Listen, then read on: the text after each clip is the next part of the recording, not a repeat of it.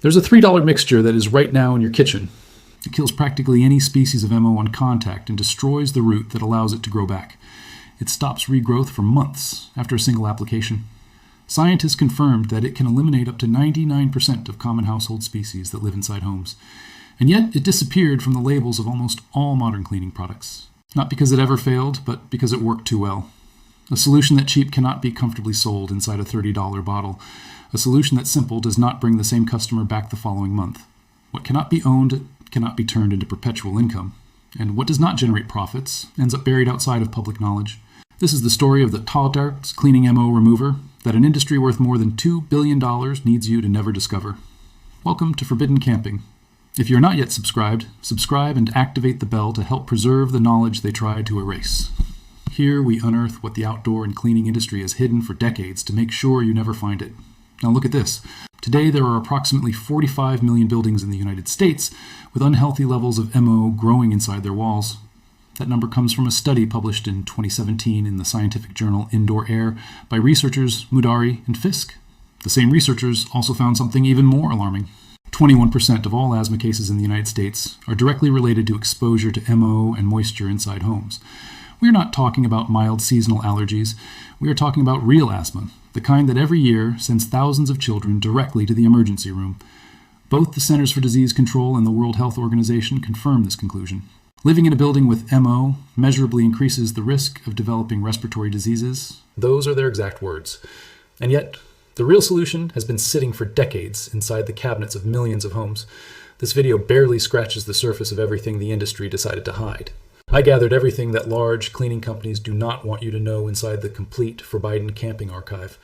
Fire techniques used by military survival units that equipment manufacturers now classify as dangerous. Emergency shelters that cost practically nothing and outperform many $200 tents. Homemade water filters that even surprised professional engineers when they tested them.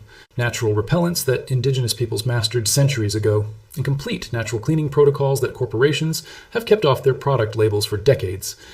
More than 10 guides gathered in one place without filler, straight to the point. The link is in the description, or you can scan the code that appears on the screen, but stay with me because the video is just beginning. Let's go back together to the origin of this story. Alexander Fleming is working in a laboratory at St. Mary's Hospital in London. On one of his culture plates, he observed something that seemed impossible. A common colony of MO had grown on the surface of the glass, but around the MO, all the bacterial colonies were completely dead. The MO had produced a substance capable of killing everything around it. Fleming called it penicillin. The world called it a miracle. But there's a part of the story that almost no book mentions. Families who had spent centuries fighting household MO already knew the same biological principle. They knew that certain acids destroy the cell wall of fungal organisms when applied at the right concentration. They knew that alkaline environments suffocate MO from the root. They knew that oxidation can break down microscopic spores before they find a surface to grow on.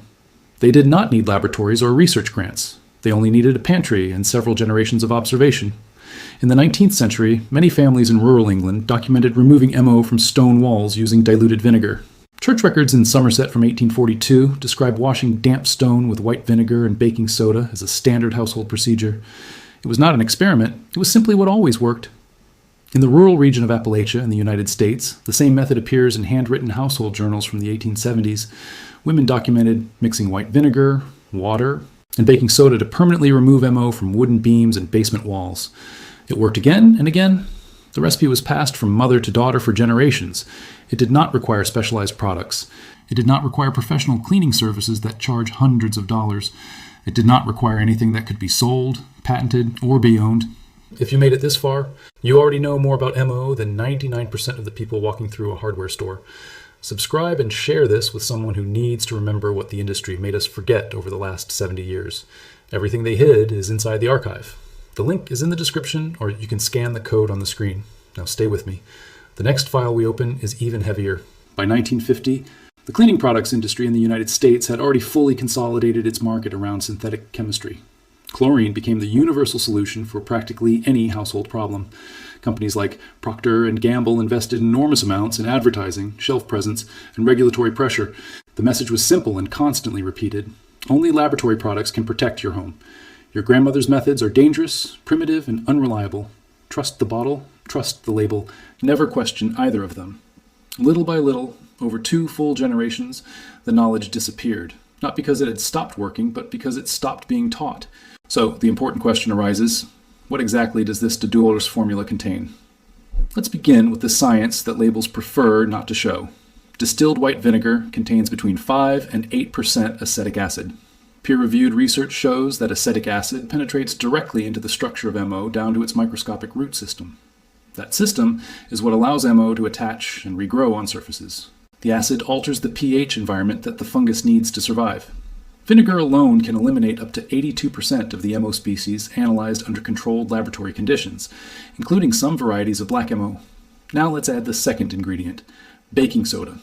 Its pH level is between 8 and 9 on the alkaline scale. Most MO only thrives in environments below pH 7, meaning in a slightly acidic environment. Baking soda creates chemically hostile conditions for fungal growth, removes existing MO, and leaves a residue that makes regrowth difficult for weeks or even months.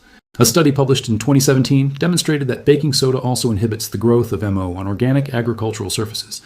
A box of baking soda costs approximately, and when you combine these two ingredients, something happens that big brands would rather not explain. Vinegar directly attacks active MO colonies through acidity. Baking soda modifies the chemical environment of the surface to prevent remaining spores from growing back. 2 different attacks on the same problem, all for less than... This is where the story becomes uncomfortable for the industry. The global market for MO inhibitors and cleaning products is valued at more than $2 billion. Companies like Clorox, Procter & Gamble, Reckitt, and SC Johnson sell specialized products to eliminate MO. Each one contains synthetic chemical compounds. Each one costs between $8 and $40 per bottle, and none significantly outperforms vinegar in independent tests on common household surfaces. You cannot patent vinegar. You cannot control who sells baking soda tomorrow. You cannot build consumer dependency on something that costs. The business model of the cleaning industry depends on selling proprietary chemicals that only they can produce. Vinegar and baking soda represent the exact opposite. They are cheap, universal, cannot be patented, and they work. That is why you will never see them printed on a commercial label. Instead, they taught you to buy the orange bottle. They told you that natural solutions are primitive. They told you that only professionals use real chemistry, and the $2,000 market proves that it worked. This is how you use the $2 solution. Get distilled white vinegar and a spray bottle. Do not dilute it. Spray the MO-covered surface completely and let it sit for 1 hour. During that time, the acetic acid penetrates the structure of the MO and breaks its cell wall. After 1 hour, scrub the surface until it is completely clean. Rinse with warm water and dry the area as much as possible. Then mix a 1/4 tablespoon of baking soda in 1 cup of water. Spray the surface again with this solution. Let it dry without rinsing. The baking soda residue changes the surface pH and prevents MO from easily growing back. A treatment for less than $2 with no toxic fumes, no hazardous residues, safe for children, pets, and multiple surfaces. It works on a tent, on a tarp, in wooden shelters, in basements, or even in a camper van. MO needs moisture to survive. The knowledge did not disappear because it stopped being effective. It disappeared because something effective and cheap is not profitable. Your great-grandmother knew it, and hers did too. For 100 years, this knowledge passed between families at no cost. Then 50 years of advertising convinced a generation that it was wrong. If this video opened a new file for you, subscribe and share it. Every time someone learns this, the industry loses a customer. The link is in the description or scan the code on the screen. The next file opens soon, and what it contains is even heavier.